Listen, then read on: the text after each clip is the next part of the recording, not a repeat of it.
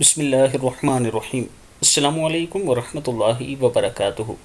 اللہ کے اسم اعظم والے کلمات۔ حضرت انس رضی اللہ تعالیٰ عنہ فرماتے ہیں کہ ایک مرتبہ نبی اکرم صلی اللہ علیہ وآلہ وسلم مسجد میں داخل ہوئے تو ایک شخص نماز پڑھنے کے بعد دعا کرتے ہوئے یہ کہہ رہا تھا: اللہم لا الہ الا انت المنان بدیع السماوات والارض ذی الجلال والاکرام۔ اے اللہ، تیرے علاوہ کوئی عبادت کے لائق نہیں، تو بہت ہی احسان کرنے والا، آسمانوں اور زمین کو پیدا کرنے والا اور عظمت و کرم کرنے والا ہے۔ تو نبی اکرم صلی اللہ علیہ وآلہ وسلم نے فرمایا: کیا تم لوگ جانتے ہو کہ اس نے کن الفاظ سے اللہ سے دعا کی ہے؟